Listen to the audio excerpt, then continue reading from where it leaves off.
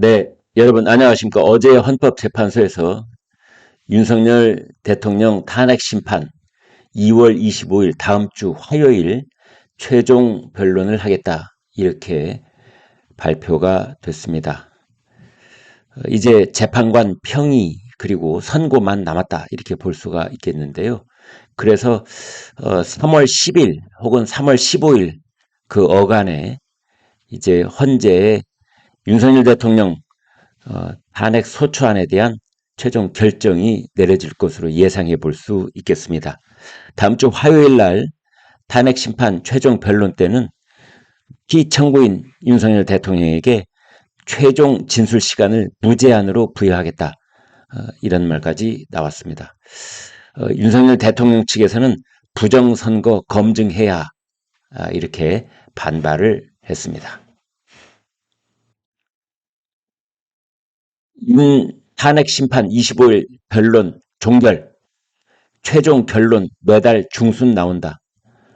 중순이라고 하면은 대개 3월 10일에서 3월 20일 사이를 중순이라고 하니까 10일 이후 아무튼 나온다 이렇게 돼 있습니다. 헌법재판소 윤 대통령 최후 진술 시간 제한 않기로 한덕수 총리 어제 증인으로 나왔죠. 계엄 국무회의가 열렸는데 실체적 흠결이 있었다 이렇게 말했습니다. 조지호 경찰청장도 나왔는데 검찰 조사에서 사실대로 진술했다. 그렇게 말했습니다. 동아일보 보겠습니다. 윤석열 대통령 25일 탄핵 심판 최후 진술. 헌재 변론 종결 후 3월 중순 선고할 듯 조지호 검찰에서 사실대로 진술하고 서명했다. 윤 대통령이 국회의원 체포 닥달했다라는 그 통화 내용을 시인을 했습니다. 홍장원 체포 지시 명단 메모 이게 그 메모다라고 현물이다 이렇게 제시를 했습니다. 윤 대통령은 계엄 때 동향 파악을 하기 위해서 그런 일이 벌어졌는데 잘못됐다 생각한다 이런 말을 했습니다. 사진 보실까요? 네.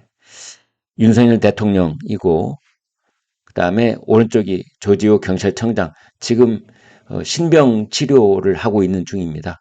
네.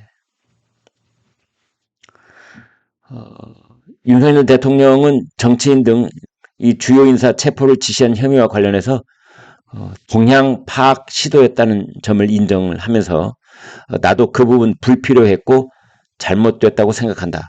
이런 말을 또 했습니다. 마지막 증인으로 출석을 한 조지호 경찰청장 형사 재판을 받고 있다는 이유로 대부분 질문에 답변을 거부를 했습니다. 중간 제목 좀 볼까요? 한덕수 총리는 계엄 국무회의 흠결이 있다라는 내용을 했고 참석 국무위원 중 찬성이 없다라고 말했습니다. 김용현 전 국방장관이 했던 말하고 배치되는 부분이죠. 윤석열 대통령은 홍장원 메모는 탄핵 공작이다.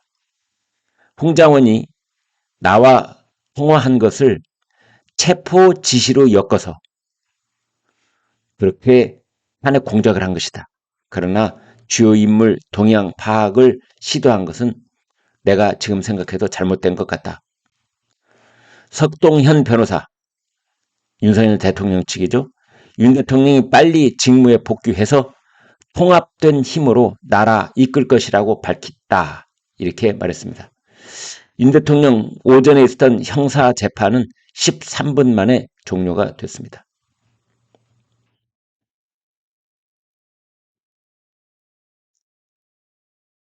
이게 이제 그 동영상입니다. CCTV 내용인데 메모 작성 때 홍장원의 동선 진술과 다르다. 국정원 전 1차장이었던 홍장원이 비상계엄 당일인 지난 12월 3일 오후 10시 58분 국정원 본청으로 들어오는 모습입니다. 당초 홍장원 차장은 오후 11시 6분 국정원장 공관 입구 공터에서 방첩사령관 전화를 받고 정치인 체포명단 메모를 작성했다고 해왔습니다. 그런데 이날 공개된 CCTV에 따르면 그는 이 시각 국정원 본청 내부에 있었던 것이 드러났습니다.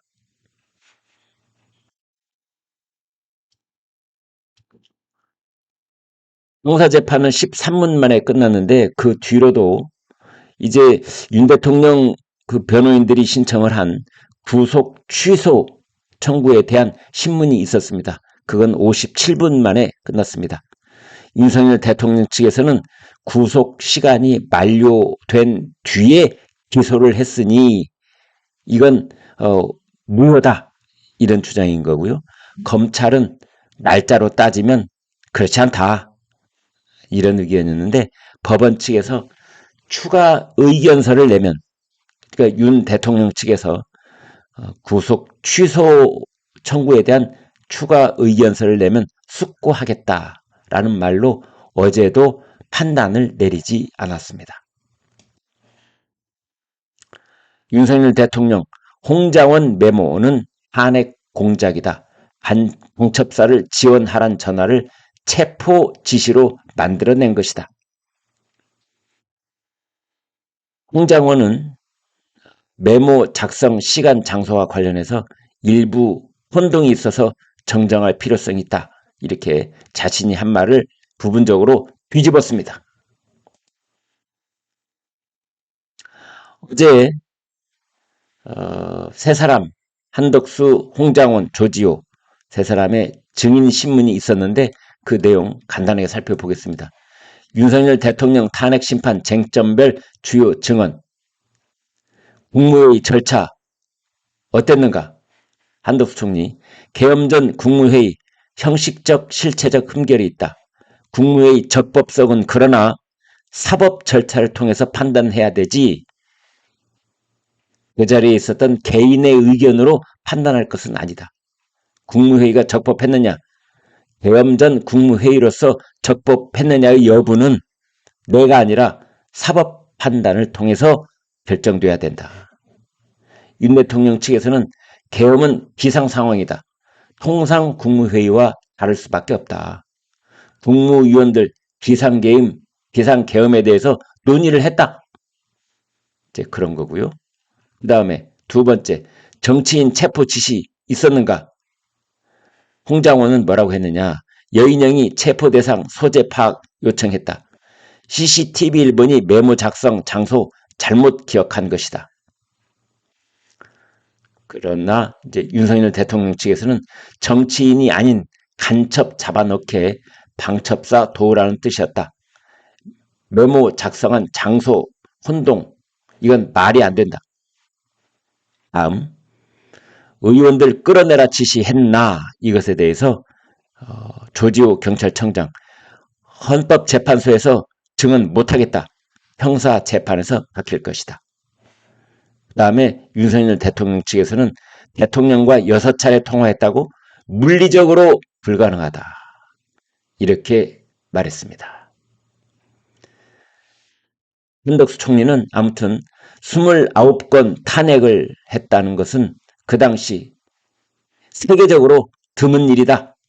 이런 말을 했고 계엄 국무회의에 흠결이 있다는 말도 했습니다. 중간 제목 좀 볼까요? 한덕수 계엄 당시 상황 설명하며 야당을 비판을 했습니다. 탄핵되지 않은 국무위원 16명 뿐이다. 2명이 더 아웃되면 국무회의 자체가 없어지는 것이다. 야당 예산은 삭감에 대해서도 전례 없는 일이다. 먹거리 산업에 줄 예산까지 다 깎였다. 조지호 경찰청장 진술 대부분 거부했고 단전 단수 지시는 받은 적 없다라고 말했습니다. 네, 비슷한 내용입니다. 여기까지 보겠습니다. 여러분 고맙습니다.